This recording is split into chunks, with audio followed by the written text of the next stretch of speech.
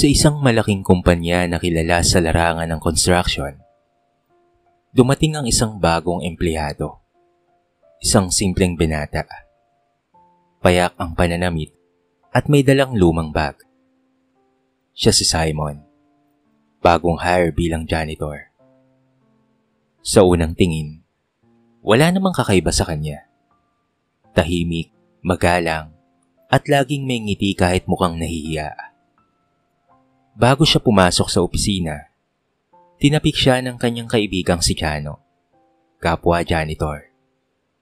"Tol, kaya natin to ha. Huwag kang kabahan. Basta trabaho lang." Wika ni Chano, sabay kindat. Tumango lang si Simon at ngumiti. Totoo, hindi siya sanay sa ganitong klase ng trabaho. Pero may dahilan siya. May pinagdaraanan siyang misyon. At yun ay hindi pa alam ng iba. Sa unang araw niya, agad siyang napansin ng mga empleyado. Naroon sina Melvin, ang team leader ng utility, kasama ang barkada niyang sina Samuel, David, Rebecca, at Rachel.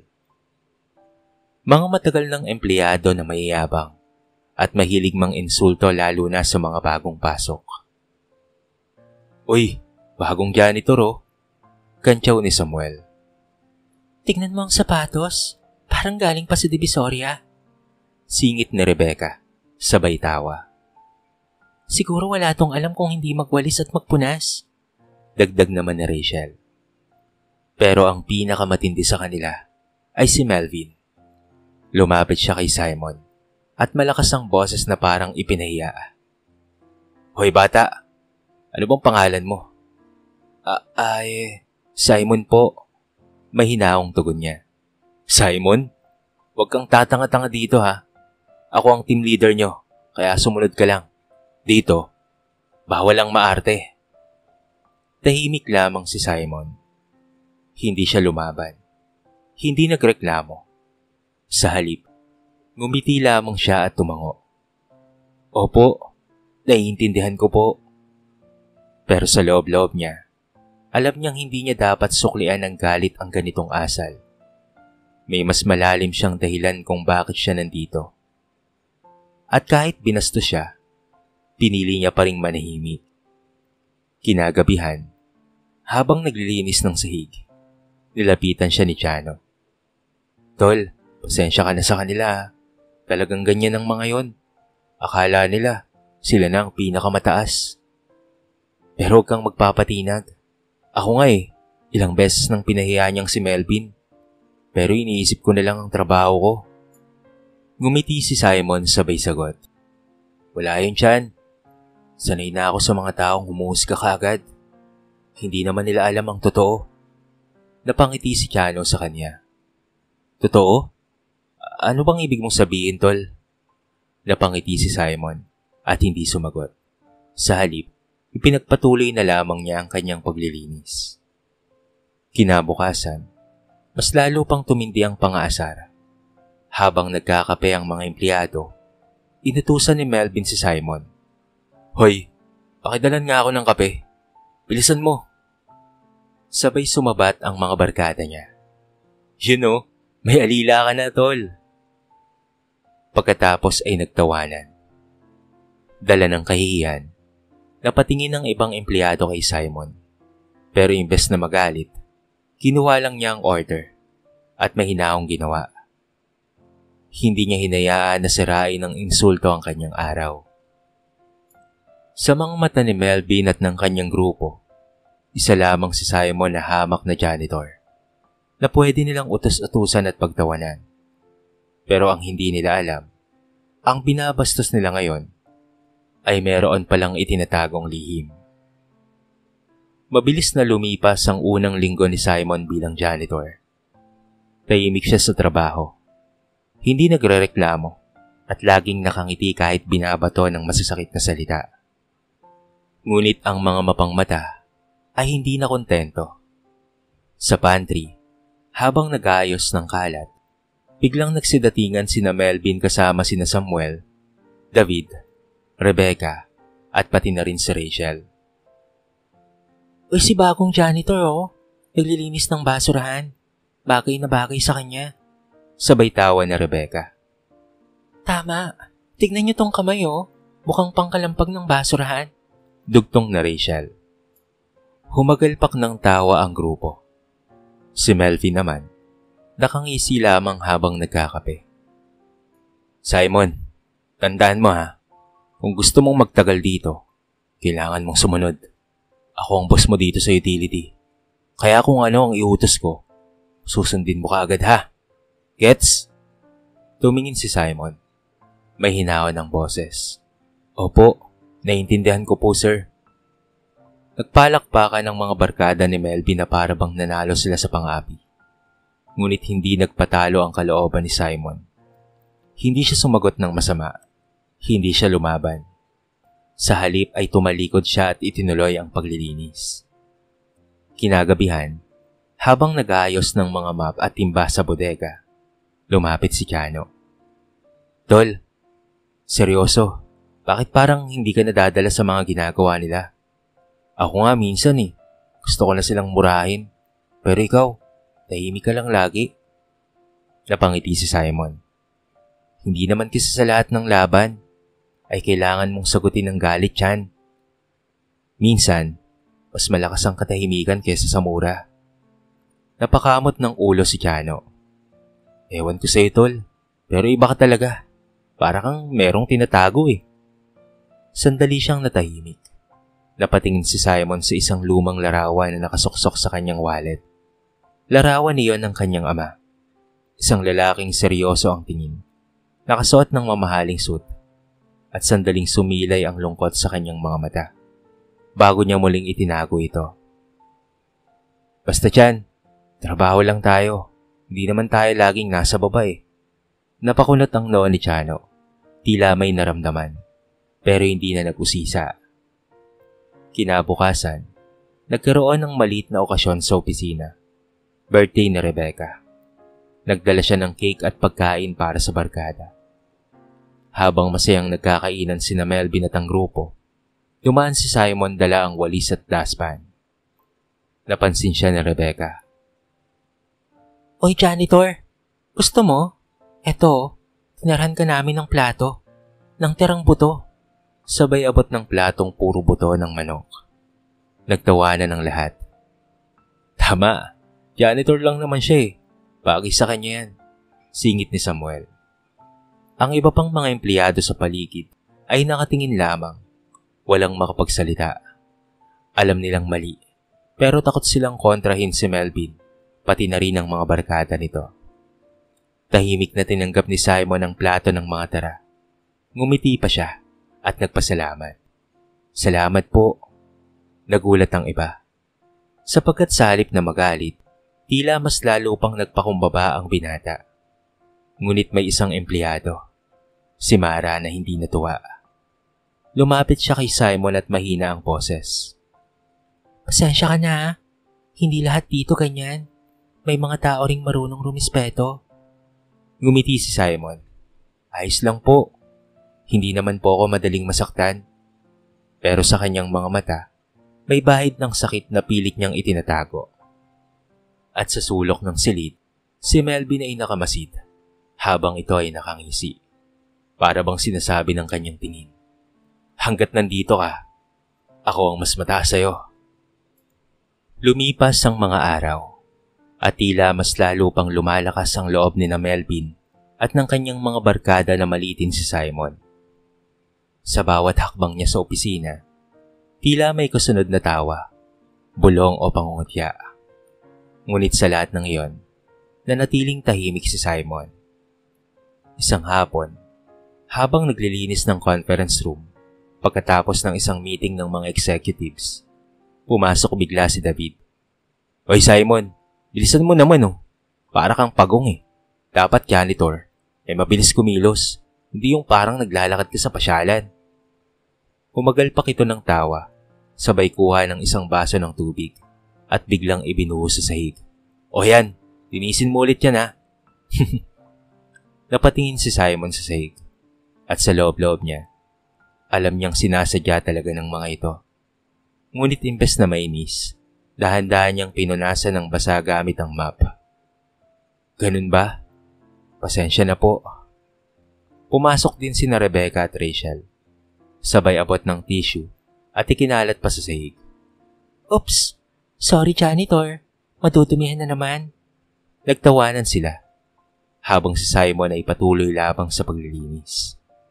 Sa gilid ng pinto, nakamasid si Mara. Tahimik pero halata ang inis. Hindi niya maintindihan kung bakit walang pumipigil kay Melvin at pati na rin sa grupo niya. Kinagabihan, nasa bodega na naman si Simon at Chano. Habang nag-aayos, napansin ni Chano ang kamay ni Simon. Tol, bakit parang hindi ito kamay ng isang janitor? Parang masanay ka sa ibang klaseng trabaho eh. Parang sa paghawak lang ng ballpen at papel at hindi map. Napatawa si Simon. Pilit na iniiwas ang tingin. Imagination mo lang siguro yan, Chano. Pero sa loob-loob niya, ramdam niyang unti-unti nang napapansin ng kaibigan niya ang mga bagay na hindi tugma sa katauhan niyang ipinapakita. Noon pa man, ang alam ni Chano ay mahirap lamang itong si Simon.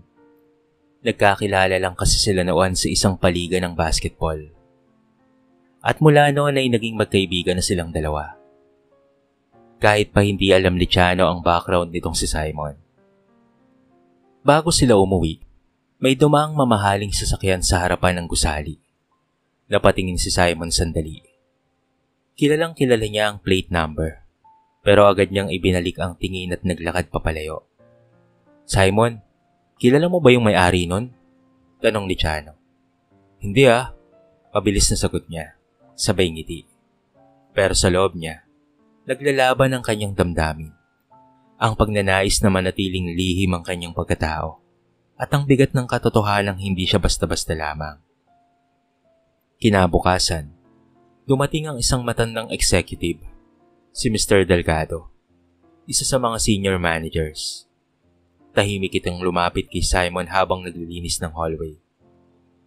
Ikaw ba si Simon? Tanong ng matanda. Nagulat naman si Simon. Pero mabilis siyang umiti. Opo sir, janitor po. Tinitigan siya ng matanda. Tila pamilyar ang mukha.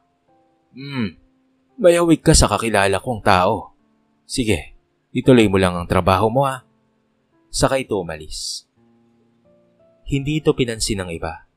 Pero kay Simon, ramdam niyang halos mabunyag ang sekreto niya. At tumating na nga ang oras na pinakamasakit. Sa isang meeting ng staff, biglang ipinatawag ni Melvin si Simon.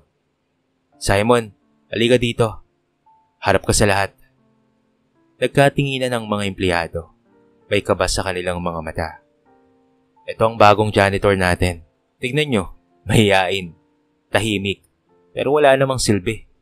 Kung gusto mong magtagal dito, Simon, dapat matuto kang maging alipin ng lahat. Gets mo ba? Natawa lamang sila. Maliban kay Mara at ilang mga empleyado na halatang naaawa. Tumingin si Simon, at bagamat ramdam niya ang sakit ng bawat salita, ngumiti lamang siya. Opo, gagawin ko po ang tungkulin ko. Hindi alam ng lahat na ang salitang tungkulin na binitawan niya ay may mas malalim pa palang kahulugan. Isang responsibilidad na malapit ng magbago ng kapalaran ng buong kumpanya. Isang Lunes ng umaga, abala ang lahat ng mga empleyado sa kani-kanilang mga gawain. May paparating na malaking investor mula sa ibang bansa, kaya't abala ang mga manager at staff sa paghahanda. Ang buong kumpanya ay kailangang magmukhang maayos at profesional. Habang naglilinis ng hallway si Simon, dumaan si Melvin at agad na nag-utos. Hoy Simon, bilisan mo dyan Baka makita ng bisita ang janitor na parang tamad. Tandaan mo, mukha ng kumpanya ang nililinisan mo, pero mukha ka pa ring problema. Nagtawanan ng barkada niya, pero hindi sumagot si Simon. Tahimik lamang siyang nagpatuloy. Maya-maya, nagkagulo sa conference room. Nasaan ang presentation files? Sigaw ng isa sa mga managers. Naku po sir, hindi nag-save ng maayos. Corrupted po ang files. Sagot ng staff. Nagpanik ang buong team. Ilang minuto na lamang ay darating na ang investor. Ang projector ay walang may papakitang data. Ang mga empleyado ay nag-uunahan ng sisi. Si Melvin at ang mga barkada nito ay nanonood lamang, nagbubulong-bulungan. Lagot sila, natatawang sabi ni Samuel. Tahimik si Simon, pero napansin niya ang laptop na naiwan. Lumapit siya at sa isang iglap, mabilis niyang inayos ang settings. Mabilis ang kanyang mga daliri sa keyboard. Hindi parang janitor, kung hindi parang sanay na sanay sa corporate files at mga softwares. Napansin ito ni Mara. Simon, marunong ka sa ganyan? Ngumiti lang siya. Konti lang po, ma'am. Makalipas ang ilang minuto, nabuksan muli ang mga backup files. Lumabas ang kumpletong presentation at nang dumating ang investor, handa na ang lahat. Naging maayos ang meeting at pinuri pa ng investor ang professionalism ng kumpanya. Pag-alis ng bisita, nagpasalamat ang manager. Buti na lang may nag-ayos ng file. Sinong gumawa? Tahimik si Simon at hindi umimik. Ngunit si Mara ang sumagot. Si Simon po, ang janitor natin. Nagulat ang lahat, pati ang ibang staff. Napatingin sa kanya ang mga ito. Pati na rin si Melvin, hindi makapaniwala. Janitor lang yun ah. Paano niya nagawa yun? Tahimik lamang si Simon. At pagkatapos ay ngumiti. Trabaho lang po. Naisip ko lang po na sayang kung hindi matuloy ang meeting. Ngunit hindi pa roon nagtapos ang araw.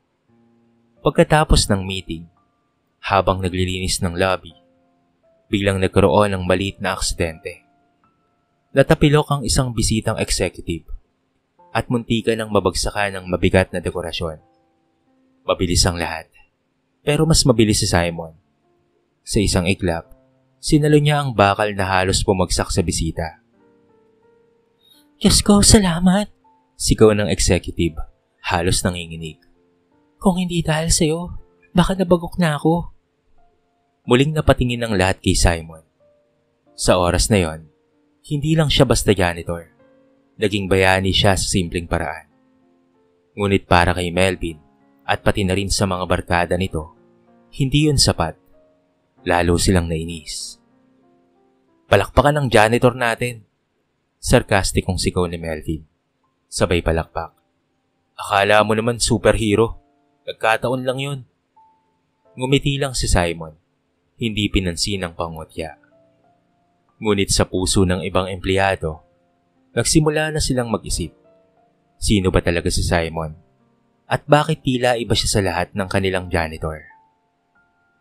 Mula nang mangyari ang insidente sa meeting at lobby, iba na ang tingin ng ilang mga empleyado kay Simon.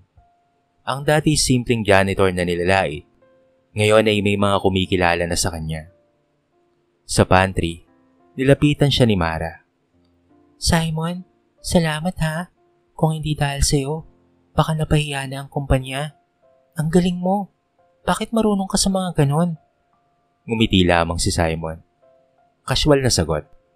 Natuto lang ako dati. Hilig ko rin po kasi ang mga computers. Sumabat si Chano. Huwag mong gawing maliit, tol. Alam mo, sobra akong proud sa'yo. Hindi lahat ng janitor ay marunong mag-ayos ng presentation files.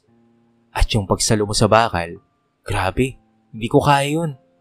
Napangiti si Simon, pero nanahimik na lamang siya. Hindi niya gustong ipagyabang ang mga bagay na ginagawa niya. Para sa kanya, ay simpleng tungkulin lamang iyon. Ngunit sa kabilang banda, lalo namang uminit ang dugo ni Melvin at ng kanyang mga barkada. Habang nag-uusap sa opisina, sarkastikong nagsalita si Rebecca. Hay nako, star player na ata si Janitor Simon. Baka bukas maging manager na siya. Baka nga eh, dagdag pa ni Samuel. Imagine, janitor lang, pero parang gusto nang magpabida. Si Melvin ay nakasimangot, mariing nagsalita. Di ko hayaan to. Dito pa sa opisina. Ako ang bida dito at hindi ako papayag na may isang janitor na mga agaw ng spotlight. Kailangan niyang matutunan kung saan siya dapat lumugar. Nagtinginan sila at pagkatapos ay nagtawanan. Ngunit ang galit ni Melvin ay hindi biro. Isang araw, nagkaroon ng team activity sa opisina. Lahat ng staff ay pinasali sa simpleng larong pang-banding. Kahit si Simon at Chano, bilang bahagi ng maintenance team, ay sasama. Uy, may janitor sa team building oh. Baka matalo tayo niyan ha. Baka mabaho ang kamay niyan. Kantsaw ni David. Ngunit si Mara ay agad na pumagitna. Tigilan nyo nga siya. Pare-pareho lang tayong tao dito, no? Nagkatinginan sila. At doon nagsimulang makaramdam si Simon na hindi na siya nag-iisa. May mga taong nakakaintindi na rin. Sa mismong laro, isang problem-solving activity. Nagulat ang lahat dahil si Simon ang unang nakaisip ng tamang solusyon. Mabilis niyang nakumpleto ang puzzle na matagal nang pinag-iisipan ng mga empleyado. Nagpalakpakan ng iba habang nakatitig lamang si Melvin. Hindi pwede to. Hindi pwede. Bulong niya. Kinagabihan habang naglalakad pa uwi. Tinapik ni Mara si Simon. Simon, alam mo ba? Ika niya. Hindi ka lang basta janitor. Parang may mas malalim ka pang pagkatao. Napahinto si Simon. Saglit siyang tumingin sa buwan bago muling umiti.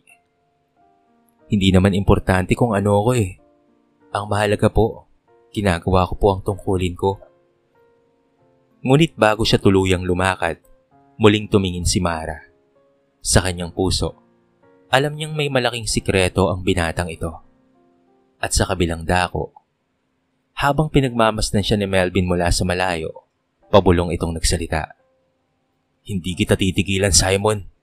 Papabagsakin kita kahit anong gawin mo.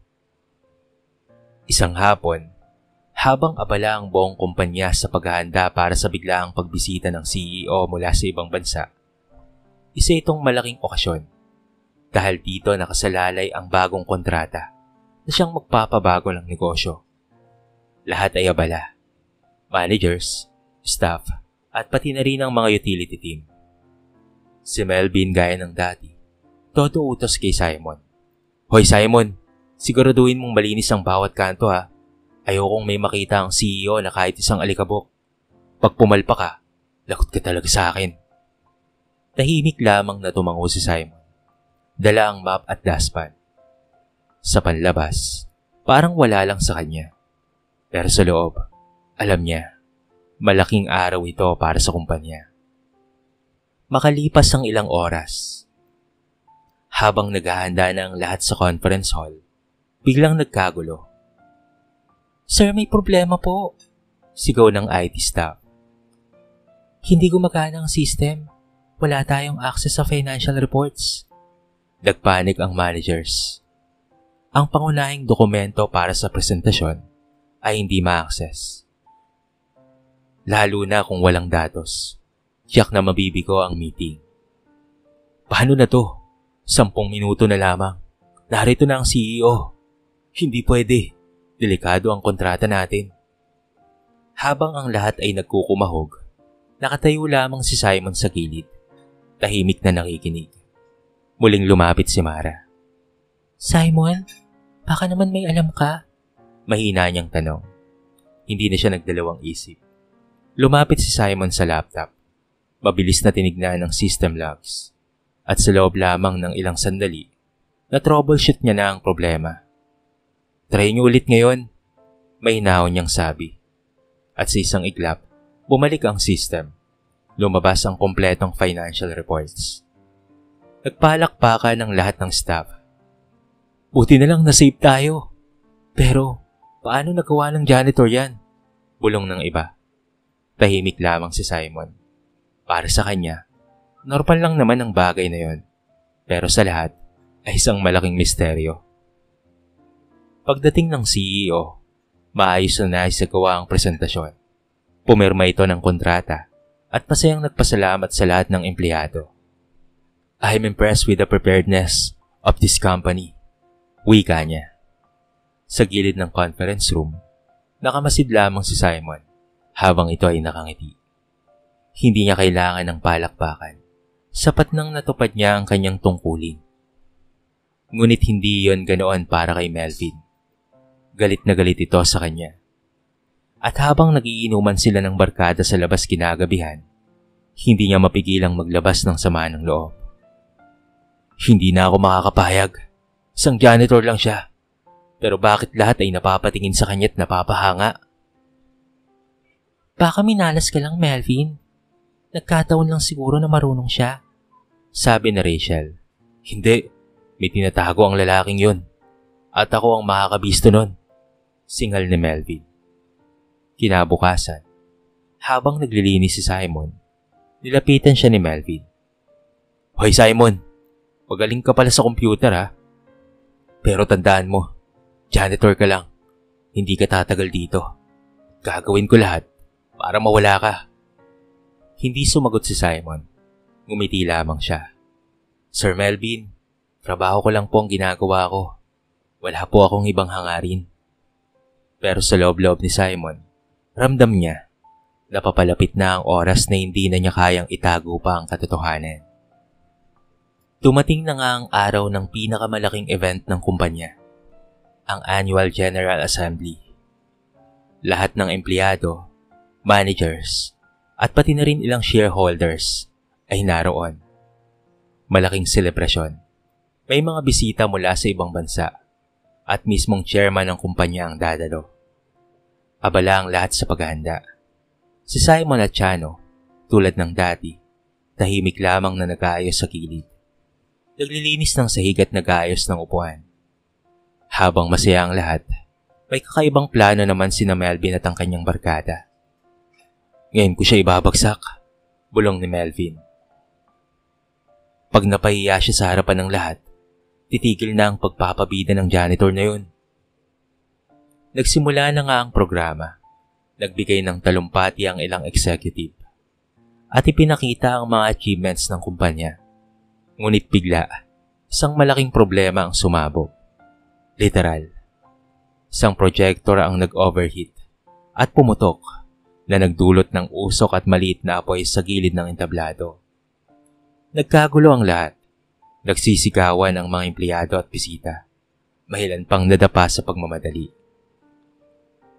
Fire extinguisher! Bilisan nyo! Sigaw ng manager. Ngunit halos walang makagalaw sa sobrang takot. Si Melvin, imbes na tumulong, ay isa sa mga unang tumakbo papalayo. Ngunit si Simon, hindi nagdalawang isip. Mabilis siyang kumilos. Tinulungan ng isang matandang shareholder na muntikan ng madapa. Kinuha ang fire extinguisher at sa loob ng ilang segundo ay napawi ang apoy. Humupa nga ang kaguluhan. Tumayo ang chairman, seryosong nakatingin sa kanya. Anong pangalan mo, iho? Saglit na nagkatinginan ng lahat. Siya po si Simon, ang janitor. Mahina ngunit malinaw na sagot ni Mara. Nagulat ang chairman. Tahimik siyang tumingin kay Simon, bago biglang umiti. Ay, Simon, ikaw pala. Bulong niya. Nagtaka ang lahat. Sir, kilala niyo po ba siya? Tanong ng isa sa mga manager. Muling humarap ang chairman sa lahat. Ang totoo niya ay kilalang-kilala niya si Simon. Biniro niya lamang ito kanina na para bang hindi niya nakilala. Mga empleyado, ang binatang nasa harapan ninyo ay hindi basta janitor lang. Siya ang aking anak at siya ang tunay na tagapagmana ng kumpanyang ito. Nagulat ang lahat. Napamulagat si Mara. Pati na rin si Chano. At halos hindi makapagsalita ang mga empleyado. Ha? Ano? Siya? Hindi makapaniwalang sabi ni Melvin. Tahimik lamang si Simon at nakayuko. Hindi niya intensyong mabunyag ng ganoon, pero wala na siyang magagawa. Matagal ko nang gustong ipakilala sa lahat ang aking anak na si Simon. Pagpapatuloy ng chairman. Pero pinili niyang magsimula sa pinakamababa. Nais niyang maranasan kung paanong maging isang empleyado. Kung paanong itrato ng iba ang mga taong nasa ilalim. At ngayon, nakita ko na kung paano siya nagpakumbaba. Nagkaroon muli ng katahimikan. Ang mga dating nangapi kay Simon ay hindi makatingin. Si Melvin ay nanginginig sa kahihiyan at galit, ngunit wala siyang masabi. Lumapit si Simon sa harap, huminga ng malalim at nagsalita. Hindi ko gustong ipagyabang ang pangalan ko. Ang gusto ko lang po, magampanan ang tungkulin ko. Janitor man o tagapagmana, pare-pareho lang tayong tao. Ang respeto, hindi nakukuha sa posisyon, kung hindi sa pagkatao. Nagpalakpakan ang karamihan, at sa oras na yon, tuluyan nang nagbago ang tingin ng lahat kay Simon. Matapos ang lahat ng nangyari sa General Assembly, tahimik na bumalik si Simon sa dati niyang trabaho. Hindi niya kaagad tinanggap ang opisyal na posisyon bilang tagapagmana. Pinili niyang manatili bilang simpleng empleyado sa loob ng ilang buwan.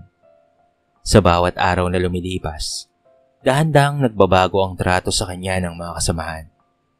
Ang mga dating pang-aalipusta ay napalitan ng paggalang, hindi dahil sa natuklasan nilang siya ang tagapagmana, kung hindi dahil nakita nila ang kanyang kababaang loob, ang tapang at ang malasakit na ipinakita niya. Si Chano, ang kanyang matalik na kaibigan, ay hindi makapaniwala na ang kabiruan at kasabay niya sa kainan ng lugaw ay siya palang may-ari ng kumpanyang kanilang pinaglilingkuran. Ngunit higit sa lahat, proud na proud siya, hindi dahil sa yaman ni Simon, kung hindi dahil hindi nagbago ang kaibigan niya. Isang araw, kinausap siya ng chairman. Anak, handa ka na ba? Napatunayan mo na hindi mo kailangan ng pangalan o yaman para makuha ang respeto ng mga tao. Ikaw mismo ang naging dahilan kung bakit ka nare-respeto nila. Ngayon, oras na para akuin mo ang mas malaking tungkulin. Sa harap ng lahat ng mga empleyado, formal nang ipinakilala si Simon bilang bagong tagapamuno sa kumpanya. Hindi na siya simpleng janitor. Siya na ang magiging mukha ng kinabukasan ng kumpanya.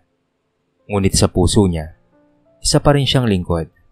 Hindi para sa sarili, kung hindi para sa bawat taong umaasa. Samantala, sina Melvin at ang kanyang barkada ay naharap sa disiplina ng kumpanya. Hindi na sila kailanman magkakaroon ng pagkakataong muli pang mangapi. Sa halip, naging paalala sila sa lahat na ang pagtingin sa tao batay lamang sa panlabas na anyo ay isang pagkakamali na laging ibabalik at mabubunga ng pagsisisi. Si Simon naman, kahit nasa mataas na siyang posisyon, ay madalas pa ring makikitang nakikipag-usap sa mga janitor, mga utility, at mga simpleng empleyado. Minsan nga'y kusa pa rin siyang kumukuha ng map at naglilinis ng sahig. Bakit mo ginagawa yan, sir? Tanong ng isang bagong hire. Ngumiti lamang si Simon. Dito ako nagsimula at hindi ko dapat kalimutan kung saan ako nanggaling. Ang tunay na tungkulin ay ang maglingkod. At doon nagtapos ang kwento ni Simon. Ang binatang minaliit at binastos dahil sa kanyang trabaho. Ngunit kalaunan ay pinatunayan na ang dangal ng tao ay hindi nakasalalay sa yaman o titulo. Kung minsan, sinusubok tayo ng pagkakataon, ginagawa tayong maliit sa paningin ng iba. Ngunit tandaan natin na ang tunay na halaga ay nakikita hindi lamang sa damit, hindi sa sahod, at hindi sa posisyon, kung hindi sa puso at sa gawa. Kaya't kung ikaw man ay nararamdaman na mababa ka sa ngayon, huwag mong isipin na doon ka na lamang habang buhay. Maaaring sa simpleng tungkulin mo ngayon, hinuhubog ka na pala para sa mas malaking misyon bukas. At tulad ni Simon, bahalang araw, may papakita mo rin sa mundo ang iyong tunay na pagkatao.